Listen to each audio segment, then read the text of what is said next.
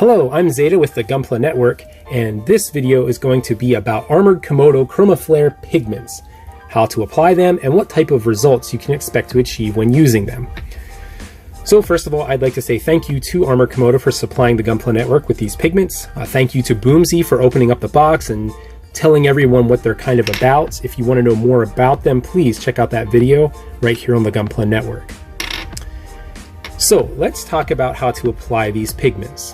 What do you need to use the Armored Komodo ChromaFlair pigments? Well, number one, you're going to need the pigments themselves, and right here we have for us the Supernova Red, the Yugen Blue Violet Pink, and the Inca Gold Green. One thing of note, you'll see that some of these have a black background, and this one has a white background. And that indicates to you what type of base coat you need to use underneath the pigment. If it has a black background, you need to use a black or dark paint or primer underneath them. If it has a white background, you need to use a white or light colored paint or primer underneath it. If you want some pigments of your own, make sure you go to CanadianGundam.com, use the coupon code Gunpla Network for 10% off of your order. And I can pretty much guarantee you that you're going to want to buy some after you see the results you can achieve with very minimal work. So you're going to need the pigments, and then you're going to need these. These are silicone brushes. You can pick them up at a craft store. They're typically used for pottery or clay. The key is you want these silicone ends to get the pigments out of the jar and apply them to your kit. Now, if you're terrible at hand brushing, like myself, you may want to pick up a pair of these.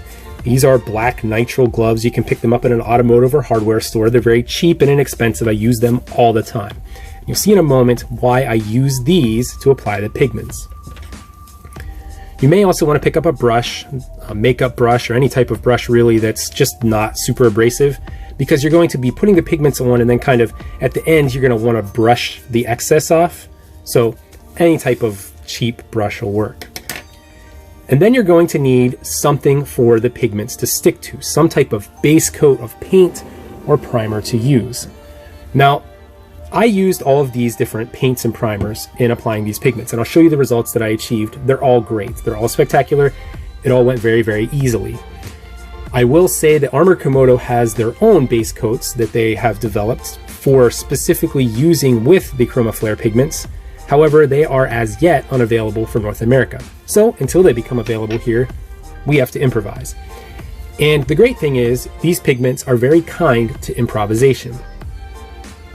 I say use whatever paint you're familiar with. It doesn't really matter. The pigments will work with anything. They're very, very user-friendly. There is one caveat. There's one thing that you need to know about the paints or primers that you're using that is the key to using these pigments effectively. And that is knowing the drying time of your paint or primer.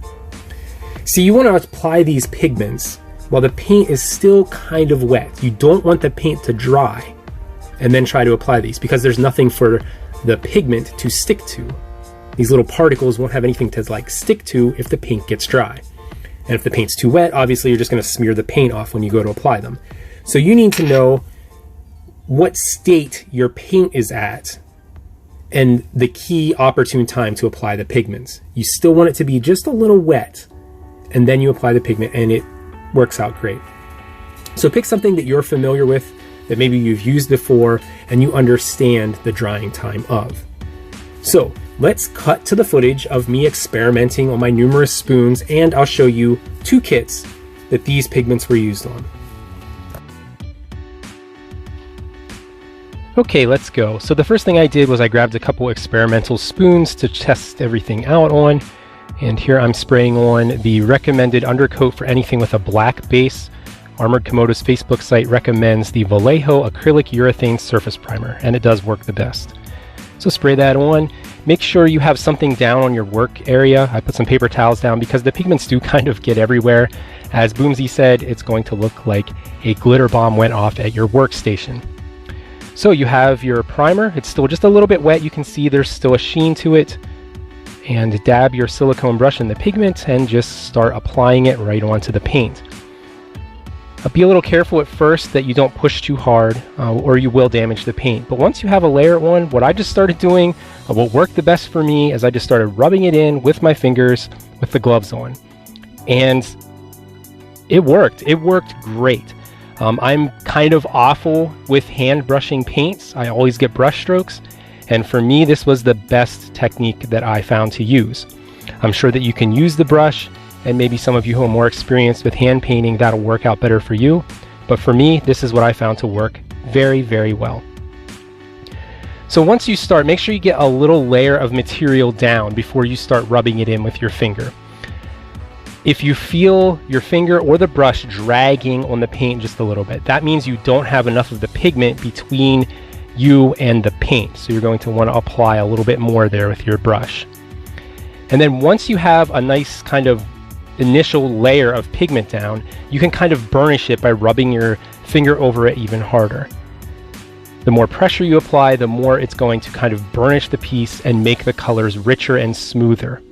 And then once you're done with that, just grab your brush, brush off the excess little pigments, and you're done.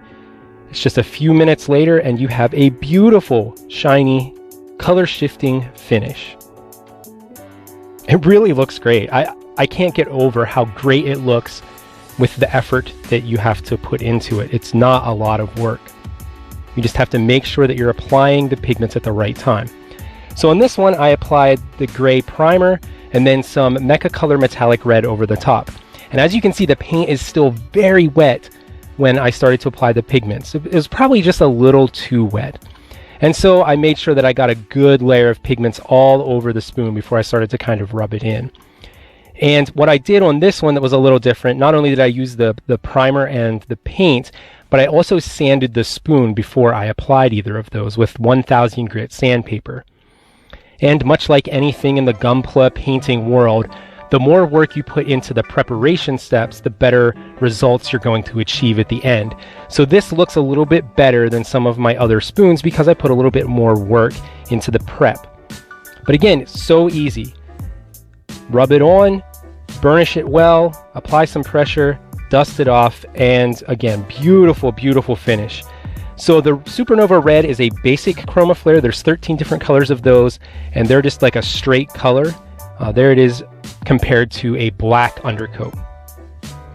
Now the Inca Gold that we used and that I use here over top of this fluorescent yellow is a multi-ChromaFlair. So it's a color shifting tone between more than one color.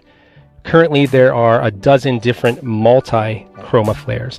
And then the Yugen that you'll see later is a Ghost ChromaFlair. There's 6 different flavors of those that you can buy.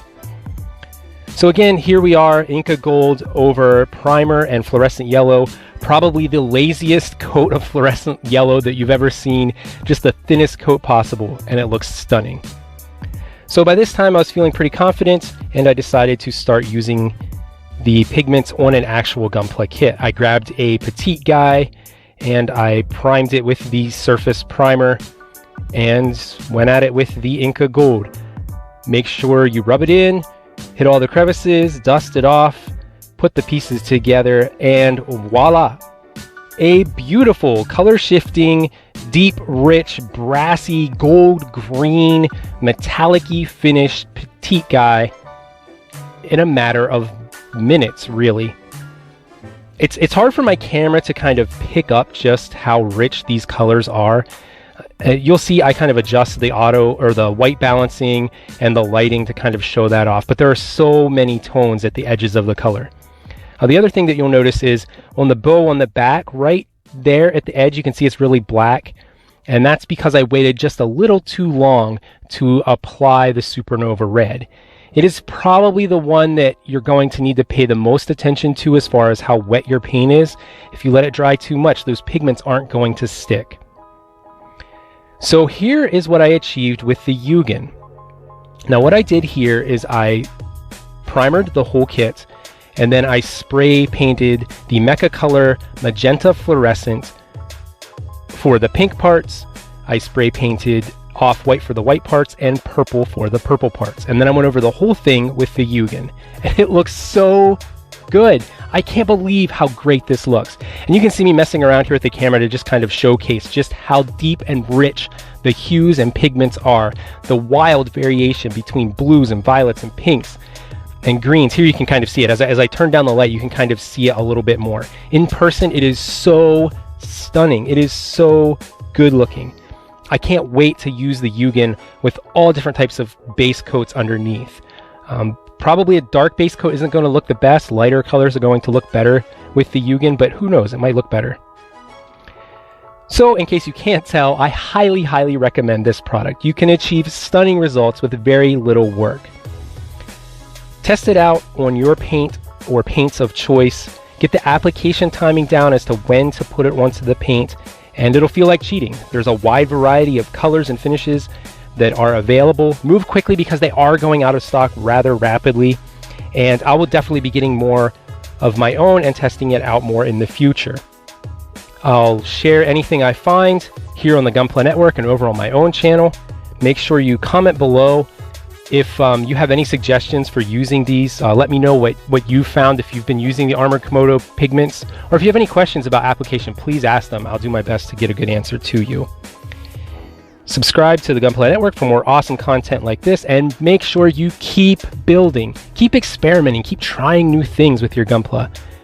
Anyway, that's it for me. I'll see you guys next time. Have a great, great day. Oh yeah, make sure you practice. I practice probably a little too much.